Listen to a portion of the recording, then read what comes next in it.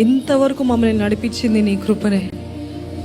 ఎంతమంది చెప్తారండి, you've been in the most toughest battles of your lives, దాని నుండి నేను బయటికి వచ్చాను, లేకపోతే ఇంకా దాని గుండా వెళ్తున్న వారు ఉన్నారా? దాని గుండా వెళ్తున్న వారు మాత్రం చేతులు ఎత్తి చూపిస్తారా?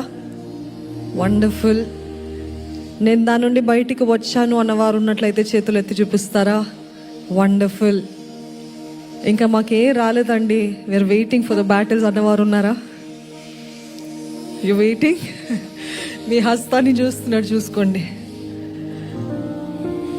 ఏదేమైనా అందుకని ఒక చక్కటి వాక్యం ఉంటుంది, మేము నీళ్ళలో నిప్పులో పడితిమి కదా. The fire and the flood waters they have engulfed us, కానీ ఆయనను మమ్మల్ని సమృద్ధి గల చోటకి నడిపించే దేవుడు. ఆమేన్.